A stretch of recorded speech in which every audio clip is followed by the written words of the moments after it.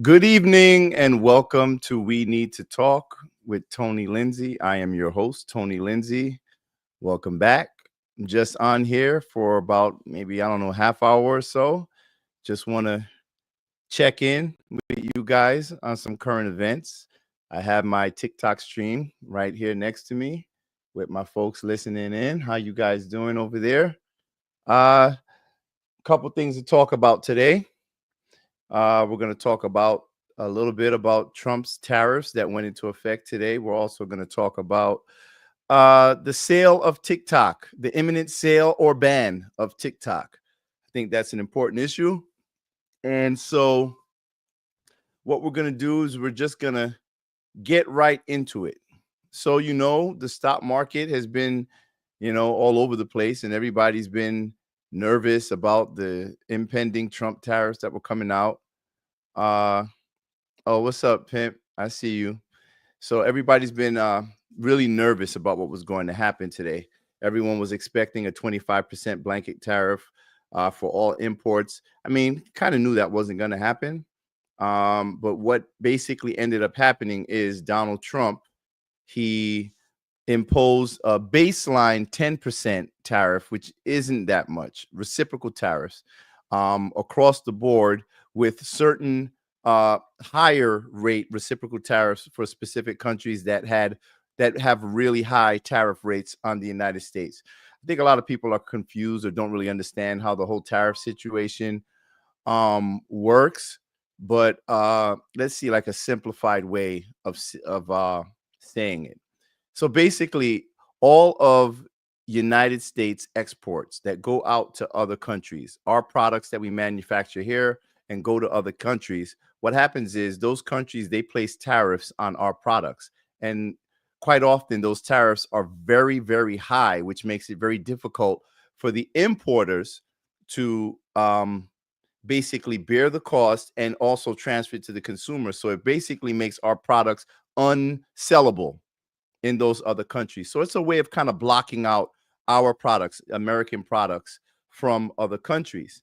Now, this is something that is done pretty much all across the board as it pertains to products coming out of the United States. And one thing that we know is if we can't sell our products over there, a lot of businesses, they go out of business as a result.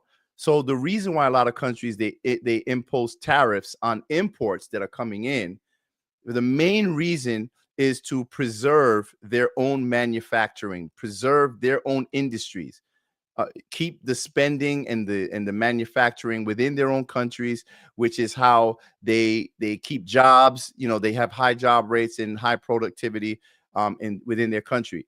So the problem is, over the years, the United States has become the biggest consumer across the world. We're buying everyone else's stuff while everyone else pretty much has us blocked off where we can't sell our things in those countries. So I hope that's a nice simplified way of explaining it to you guys. It can get a lot, deeper into certain types of tariffs, ad valorem, all this type of stuff, but we're not going to get into all of that, right? We just want to give you the basic concept of what tariffs are and how they quite often serve as a barrier to selling certain products in certain countries. Now, one thing that Donald Trump has tried to do is get those people who are manufacturing products in other countries to come over here, come to the United States and set up factories, because this is a way to avoid those tariffs, right? Set up your factories here in the United States where you don't even have to worry about tariffs at all. So as a result, and overall, tariffs has I think before, like in the early 1900s, late 1800s, tariffs were like the main engine for economic prosperity in this country. But so where did I leave off with the tariffs? So basically, when you get all of these other companies to come and start investing in the United States, they start building factories in the United States. What does it do? It brings more jobs, right? And it builds your economy. So what Donald Trump has been doing is using tariffs as a negotiating strategy in order to get more investment into the United States. And it has actually yielded pretty good results. I think Apple, they pledged like a $500 billion investment. There were a couple of companies that pledged like similar amounts. There's, I think to date, there have been pledges of up to like something in the area of like $4 trillion in new investment into the United States. So I just want to give you guys the baseline understanding of what tariffs are. And now let's get to the news cycle. A lot of the people, a lot of these other countries who are our quote unquote allies have not been very happy with the fact that Donald Trump has been talking about reciprocal tariffs, because in many respects, they rely a lot upon United States spending. And so when you turn the tables and you try to create a more balanced or fair trade relationship, some people, I don't want to say it like that, but sometimes people get spoiled. I look at it like this: when it comes to the United States relationship with other countries with these tariffs, I look at the United States as just, I don't know, like the big brother, like the friend that's always, everybody always goes out to the parties, everybody's hanging out, and the United States is the person that's always picking up the tab, right? Everybody, oh, oh man, guess what? I don't really have that much money right now.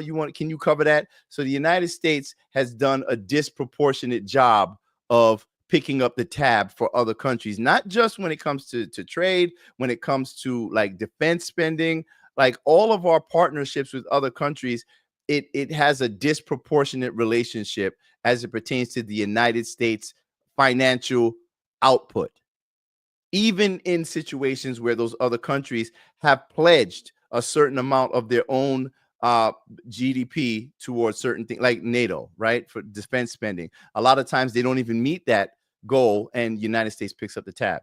So without going too far off tangent, the tariffs that were announced today, they were not to the degree that a lot of people were fear-mongering, were afraid it was going to hit.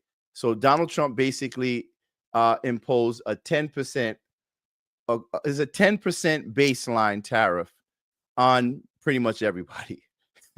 And I want to go through the list of now some of them.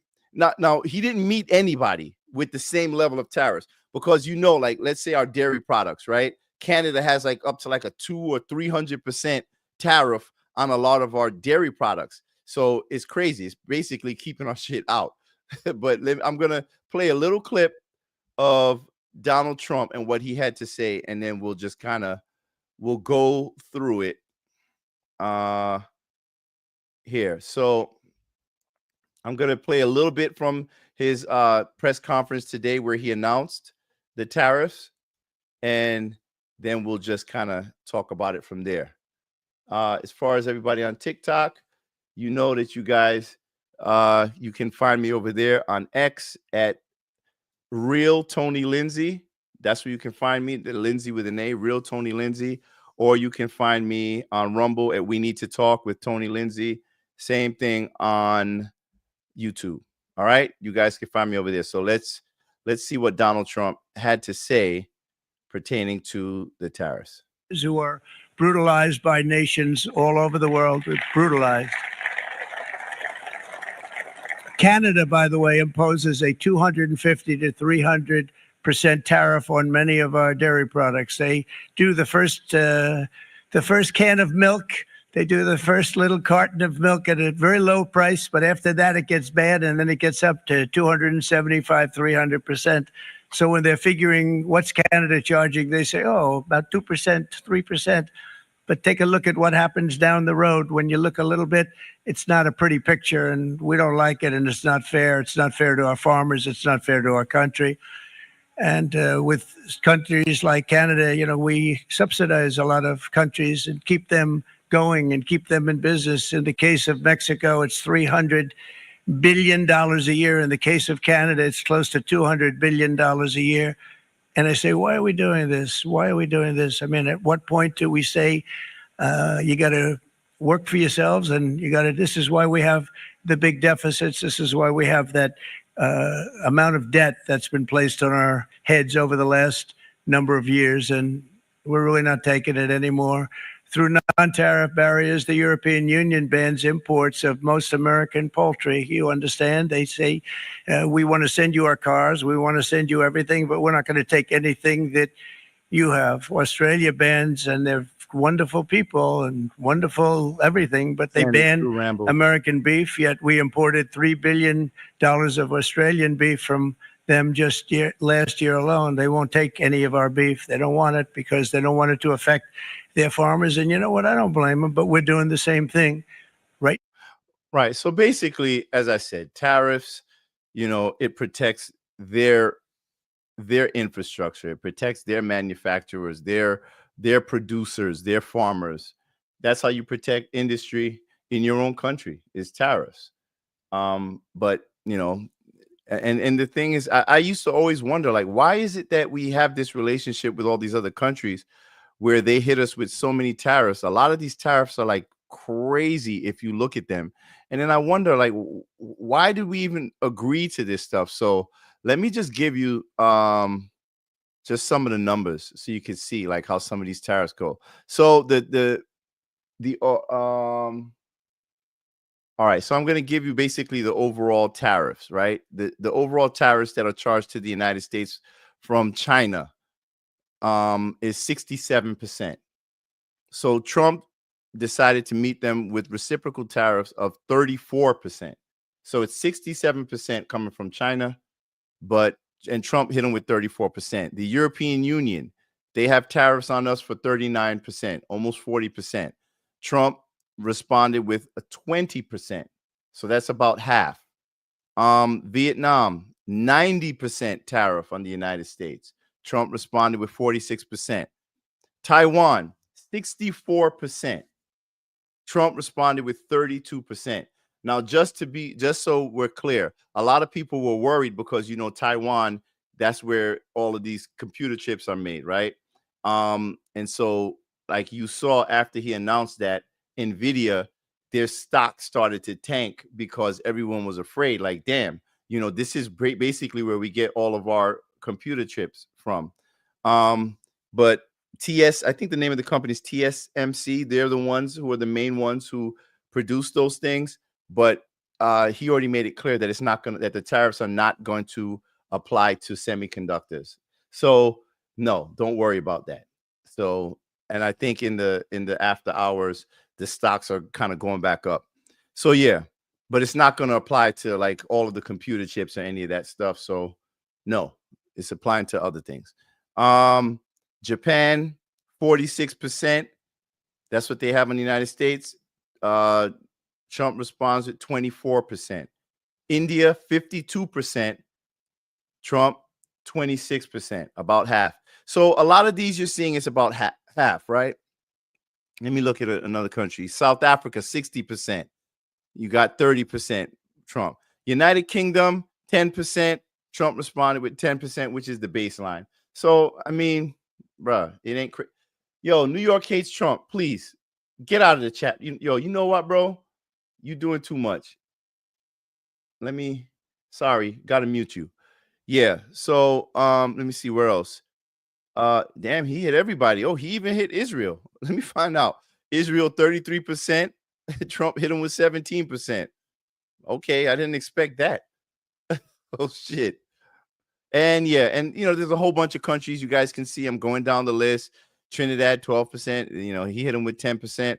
Botswana, 74%. Trump hit him with 37%. So yeah, and then you go down here to the bottom, you see like everything's pretty much 10%, 10%. Trump, it's a blanket like 10% baseline.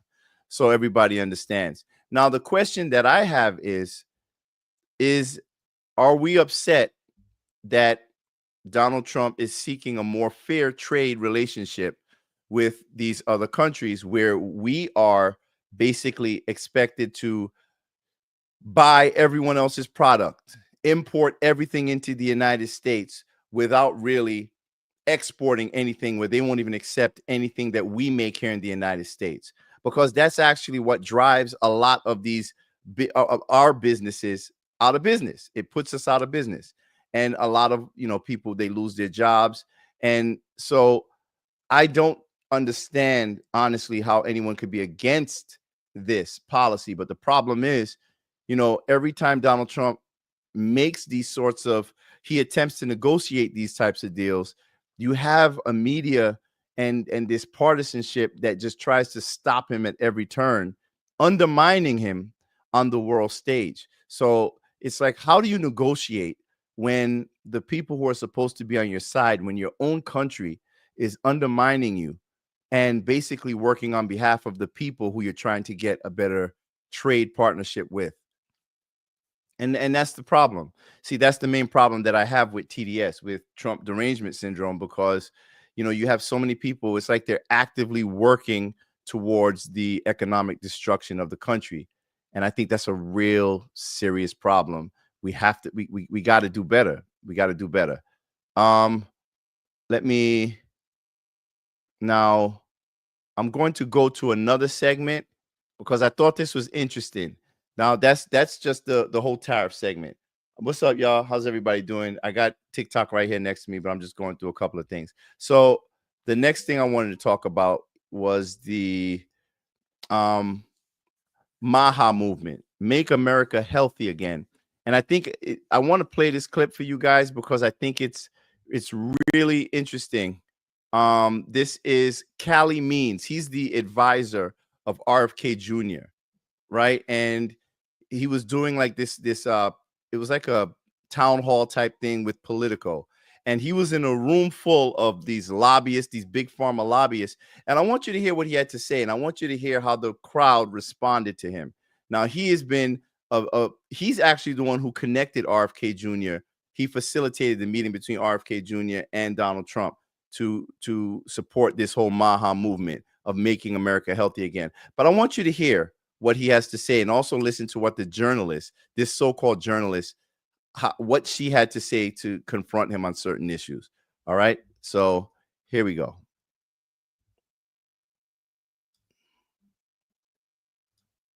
Left or expected to be terminated.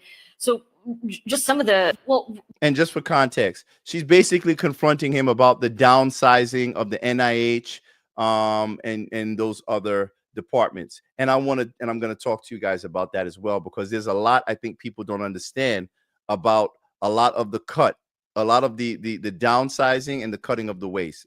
I'm going to get into that, but here we go. Right now, it seems like the first priority has actually been to make a lot of cuts. This week, there's news of massive cuts to HHS. At this point, about a quarter of HHS's 82,000 employees have left or expected to be terminated. So just some of the changes here. You've laid off big chunks of offices in charge of vaccine and drug research, HIV/AIDS research, AI, funding for services for the elderly and low-income people, STD prevention.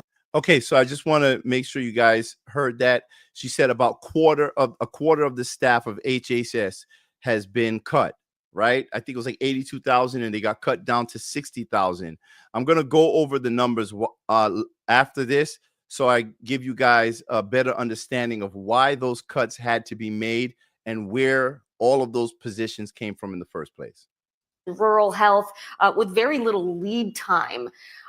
Right. What do you say to people in the public who are concerned now about drug safety, about whether we're prepared for the next pandemic when these cuts have happened so hard, so fast? Yeah, I'd say to the reporters in the room and the lobbyists in the room, I mean, obviously make your case, but I'd truly ask for, as you're making it, a little bit of humility about what the voters were trying to say by putting Bobby Kennedy Jr. in this position of power. I would a little bit of humility to ask why Bobby Kennedy, along with President Trump, are the two most popular political figures in America by far. What the voters were trying to say, and I think they were right, is that the system is really on the wrong track. That the existing health authorities, just demonstrably, the NIH oversaw, and this is just consensus at this point, the literal creation of a pandemic. The NIH, whose goal is to promote. Absolutely, they oversaw it. All that gain of function research was done, funded by the NIH and Dr. Fauci, even though he lied to everyone about it in front of Congress. promote American health has overseen a devastation, just an abject devastation in American health over the past 20 years, with disease rates skyrocketing in America, leading the world of almost every single chronic disease, with rates of nearly every single chronic disease being at an all-time high among kids. That's right. There's been very little innovation with small pharma, with innovative therapeutics at the FDA. It costs Correct. $1 billion to get through the process. CMS is an agency that's much larger budget than Defense Department, that's controlled by the American Medical Association, which is a pharmaceutical lobbying group, and is almost predominantly sick care. So there's real problems, and when you turn on CNBC, it's just a nonstop. It's a nonstop infomercial for pharma. It's a Sky Rizzy commercial followed by Scott Gottlieb saying how Bobby's killing people, followed by a breathless coverage of the measles outbreak, and no mention of But Callie, the mental health crisis. How does cutting a bunch of HHS it is solve insane. that problem? It is insane. It is insane. So she's asking, so how does cutting those employees help the problem? She's saying that basically you need more employees, more spending, just more, even though you're not seeing any results, even though you're getting worse results. She's saying the solution is to just keep adding more people to the federal government in the budget. Insane for you to insinuate that the thing standing between us and better health is more government bureaucrats. Like That's not what I meant. That's not what I'm That is what insinuating. everyone's saying. It is absolutely insane to insinuate that it's some crime. It's not all Peter bureaucrats. Marks- It's a lot of that- scientists. It's researchers. It's people who are making sure that our those systems are scientists safe. fundamentally have overseen, just demonstrably, a record of utter failure, of utter. Facts. All of those so-called scientists and researchers have overseen abject failure across the board. What one thing that I noticed about the Biden administration that no one ever really talks about is that under Joe Biden, nobody got fired. Why the hell did nobody get fired? In the midst of all of those failures, in the midst of the record inflation, in the midst of non-productivity, where bills were passed, where nothing was produced, why is it that nobody was fired? And yet you have Politico, who was funded by USAID, here trying to convince this man or chastise this man for not calling for more employees. Failure. It would be insane. Is that funny?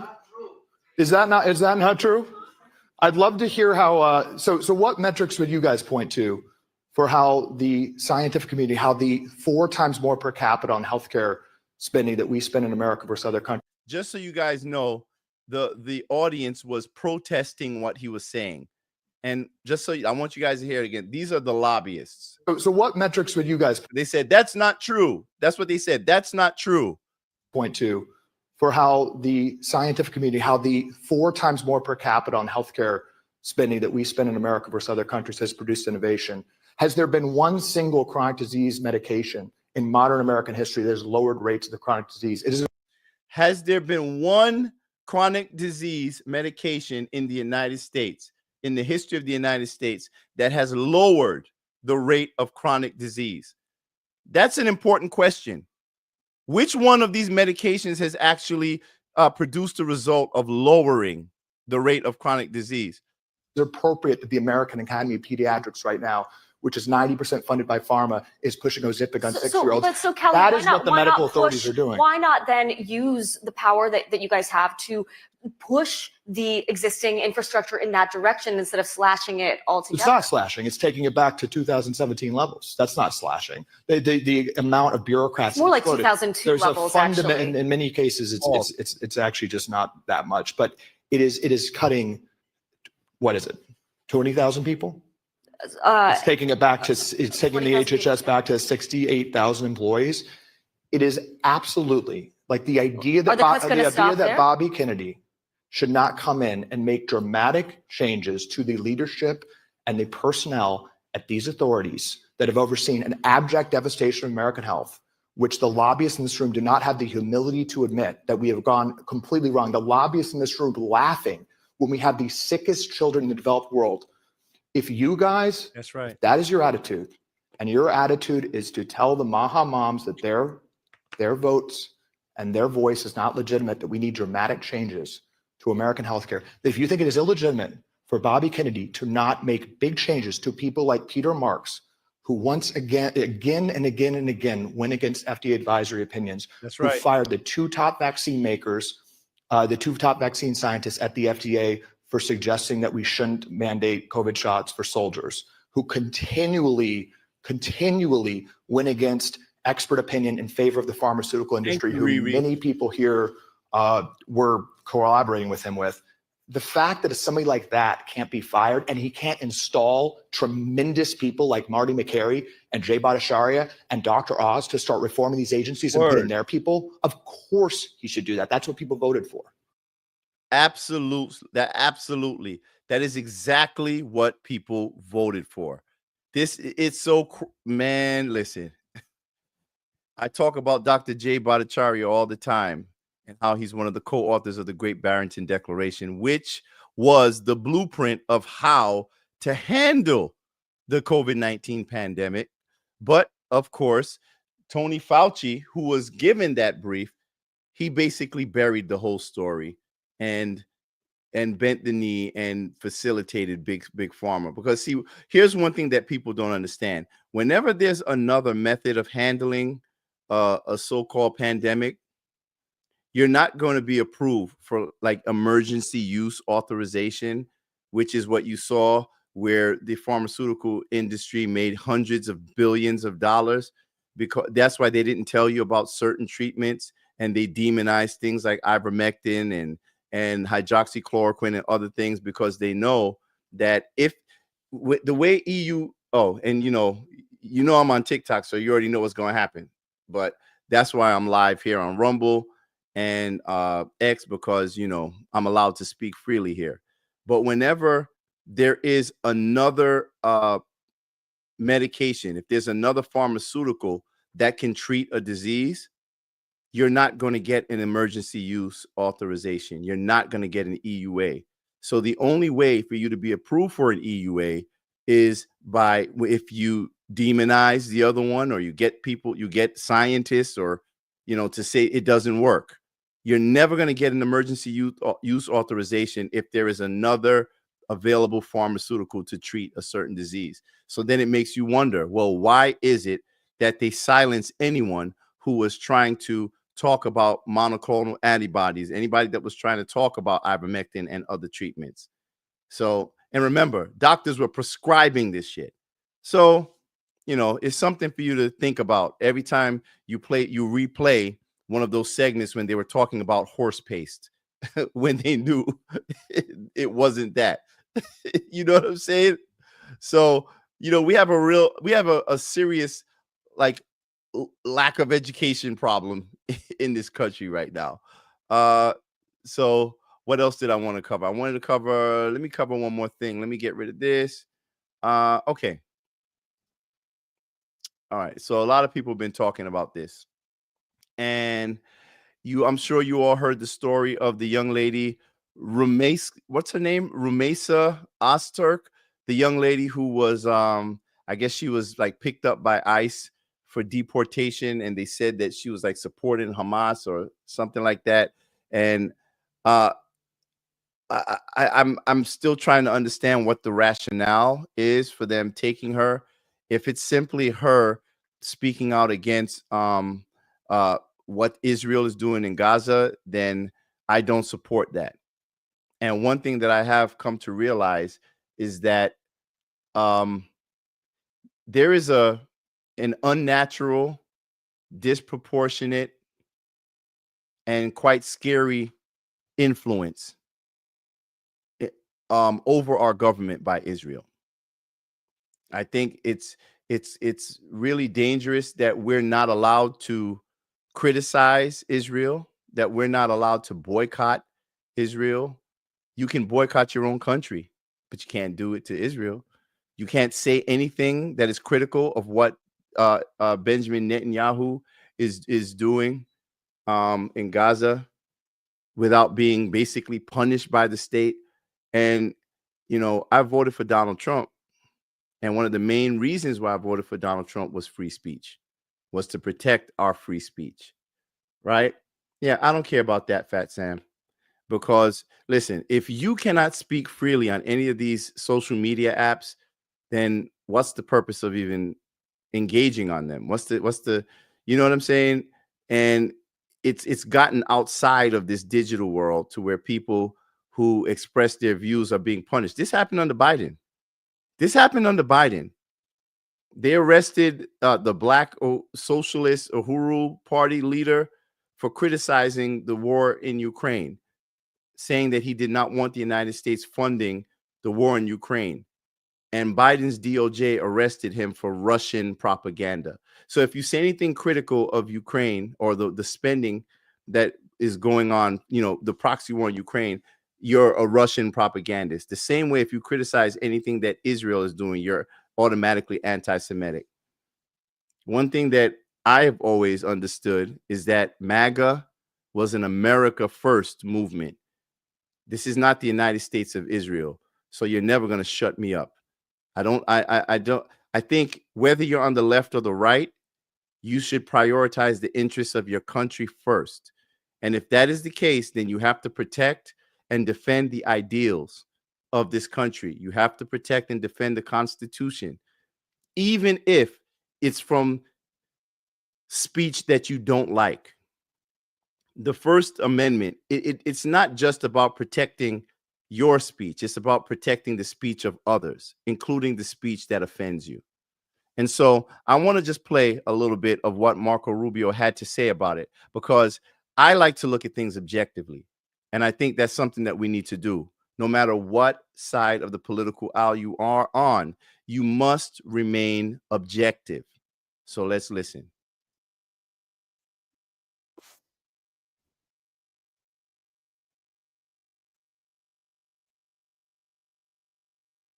Oh, wait, hold on. So Marco Rubio was asked specifically about that young lady that ICE grabbed up for deportation. Let's just hear what he had to say about it. All right, let's go. And the media house you represent. Hi, thank you. Hello, Mr. Hi. Secretary. Hello, Mr. President. Thank you for taking questions from us. We appreciate it. Humayra Pamuk from Reuters. Mr. Secretary, a Turkish student in Boston was detained and handcuffed on the street by plainclothes agents. A year ago, she wrote an opinion piece about the Gaza war. Could you help us understand what the specific action she took led to her visa being revoked? Yeah. So I just want to make sure you guys heard the question. They said that a year ago she wrote a piece about the Israel-Gaza war. She's a Turkish student, and ICE just surrounded her and picked her up and took her. And from all reports that I've read, she has done nothing. She's not participated in any activism, any protests, or anything. The only thing that we can locate is that she wrote a piece in her school newspaper about a year ago. So let's listen to Marco Rubio's answer. And what was your State Department's role in that process? We revoked her visa. It's an F1 visa, I believe. We revoked it, and here's why. And I'll say it again. I said it everywhere. Let me be abundantly clear, okay? If you go apply for a visa right now, anywhere in the world, let me just send this message out. If you apply for a visa to enter the United States and be a student, and you tell us that the reason why you're coming to the United States is not just because you want to write op-eds, but because you want to participate in movements that are involved in doing things like vandalizing universities, harassing students, taking over buildings, creating a ruckus, we're not going to give you a visa. Okay, so she did none of those things. Absolutely none of those things at all whatsoever. If you lie to us and get a visa and then enter the United States and with that visa participate in that sort of activity, we're going to take away your visa. And once you've lost your visa, you're no longer legally in the United States, and we have a right, like every country in the world has a right, to remove you from our country. So it's just that simple. I think it's crazy. I think it's stupid for any country in the world to welcome people into their country that are going to go to your universities as. No, that video is not talking about the guy. He was asked a direct question about the young lady, the Turkish young lady who was grabbed up by ICE. And the only thing that she has ever done was write a piece in the school paper that was critical of what Israel was doing in Gaza. So no. And someone said, I only like her because I like Muslims or some dumb shit like that. No, I like free speech. I like free speech. And Marco Rubio should be able to. Yes, I'm absolutely sure. I don't know if you just came in, Elrod, but I played this from the beginning where he was asked a direct question about her, and he just went off onto this tirade, and she did none of that. As visitors, they're visitors, and say, I'm going to your universities to start a riot. I'm going to your universities to take over a library and harass people. I don't care what movement you're involved in. Why would any country in the world allow people to come and disrupt? Now, we gave you a visa to come and study and get a degree, not to become a social activist that tears up our university campuses.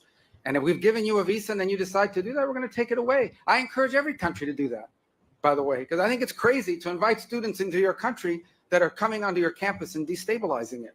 Okay, now here's the problem I have. Now, I don't know all of the details about that guy, Mahmoud Khalid, but when it pertains to this young lady, I have not seen one allegation from anyone, including DHS, ICE, anyone, alleging that that young lady did anything remotely near any of that whatsoever.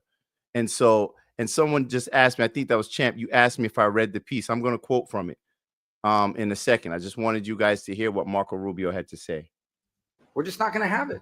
So we'll revoke your visa. And once your visa is revoked, you're illegally in the country and you have to leave. Every country in the world has a right to decide who comes in as a visitor and who doesn't. If you invite me into your home because you say, I want. Now, he is right, though, because when it comes to, like, he does have the authority to revoke your visa. Like, he can do that. And I'm not even sure if he even needs to give a reason.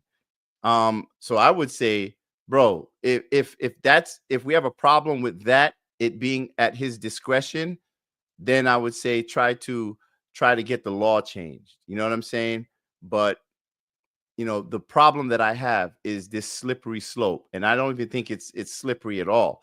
I think we're falling down the slope right now, because if you're saying that because someone had an opinion that you did not like, that you're going to deport them, I got a serious problem with that. Now, if you're saying they pledge support from a terrorist group or for terror, then that's different. But if someone is being critical of what Israel has been doing in Gaza, especially when it's been determined as a plausible genocide by the ICJ, nah, bro. Nah. That, in my book, that is in nowhere near qualifying anyone for deportation. First of all, has anyone stopped to consider that she wasn't even talking about the United States? She was talking about a foreign country, bro. So wait, if you criticize Israel, you're going to be deported from the United States? That's weird. How about if you got shit to say about the United States, you get deported from the United States? Let's be consistent in our logic. So let me just go through some of the article. There's a bunch of articles on it, but I wanted to just go to in March 2024, Ozturk co-wrote an op-ed in the school's newspaper in which she criticized Tufts. She went to Tufts University in Massachusetts, in which she criticized Tufts' response to a student government group's call for the university to divest from companies with ties to Israel because of the conflict in Gaza, among other demands. And they quoted her. Credible accusations against Israel include accounts of deliberate starvation, which we know is true, and indiscriminate slaughter of Palestinian civilians and plausible genocide, the op-ed says. So let's see if we can find the complete op-ed. Oh, is this it? Yeah, I found the op-ed. Yeah. So, I mean, let's do it. Let's see if this is something that is worthy of deportation.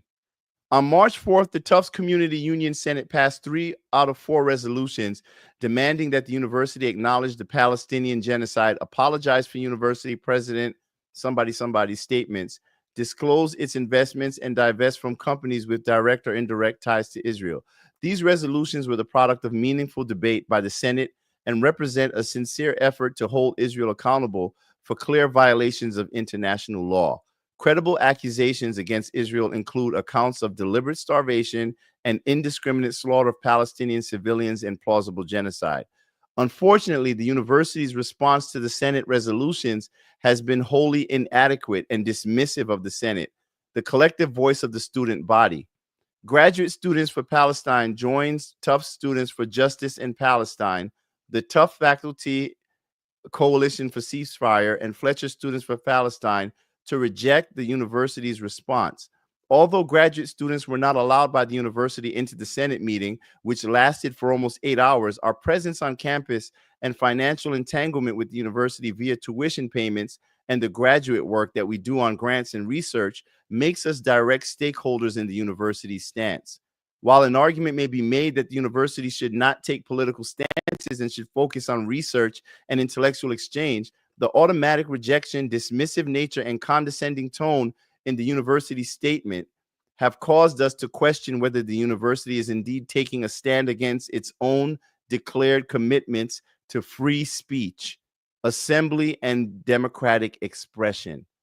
And then she talks about the student code and blah, blah, blah. So this is a criticism of Tufts University and the way that they handled the students who were making a call of protest to them. We reject any attempt by the university or the office of the president to summarily dismiss the role of the Senate and mischaracterize its resolution as divisive. So she's basically being critical of the president, like the university administration, for pretty much dismissing the student government when they were trying to have a discussion on this. So, bro, what is that? Is that supporting Hamas? No. And this is what I'm saying. Like you people need to really think about the things that you're co-signing, because we know that Democrats were censoring conservative voices in particular under Joe Biden. Democrats were censoring anyone who was critical of the administration's actions as it pertained to Israel and Ukraine. But let's be real. It's been notable silence when it comes to Israel on the right, I'm going to say, because when it came to Ukraine, oh, no, we're wasting money. No, stop. Let's not deal with that. But when it comes to Israel, you just can't say anything. That's weird. That's really weird. And so I'm saying that we need to be consistent in our logic and consistent in the things that we're fighting for, because you cannot argue that the previous administration was censoring you, and then when your party gets in office, you're happy to censor anybody else who's critical of that administration. In fact, you're supposed to be critical of the administration as a supporter of the administration, because that's how you hold your administration accountable. The same way that we talk about holding all the rhinos accountable in Congress. I'm just saying, let's be consistent. Let's be logically consistent, especially in this moment in history, because I think the country has a unique opportunity to head in the right direction. But if we let our partisanship get in the way and our loyalties to foreign governments get in the way, then it will all be for naught. So that's pretty much what I wanted to. Yeah, we do not know all the facts. Yeah, but here's the thing, Bonnie, because I see people saying, yeah, we don't know all the facts, but that to me, that feels like excuse making, because we can easily say that for anyone who has been silenced, anyone who has been censored. If this was Joe Biden, if this was the Biden regime, and they were doing this exact same thing to people on the right, which we know they were doing, I don't think any of us would have been, well, we don't know all the information. Well, we don't know. Well, you know what? Tell us. The same way you tell us when you have everybody else caught red-handed. When you got Diddy locked up, you got Epstein, you got all these people, you're quick to give all the information when you know you got them dead to rights. But for some reason, when it comes to Palestinian or people who are critical of Israel, you never come out with any of the information. Like what? What exactly is it? And when you're asked about it, all you talk about is some weird, oh, well, these weird arguments that are not even pertinent to the person. And if so, give us evidence that they have done that. So then, okay, we're like, all right, cool. Then yeah, they're right. I get it. Yeah. Technically, yeah, I guess if he did that, cool. But we already know that one of the accusations that was levied at Khalid was false. And with this young lady, I still have yet to hear what the accusation is. What did she do? Are we okay with that? Or could it be our own bias that's leading us to say, well, she's wearing a hijab or whatever it is, so she must be a terrorist, so get rid of her? What, we don't need any evidence? Nah, I don't support that.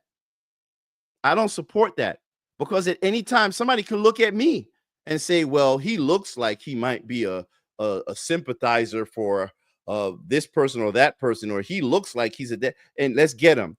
I don't agree with profiling people. I don't agree with, taking people and just labeling them, saying, hey, we're going to just punish you without even articulating what the crime is, what they did.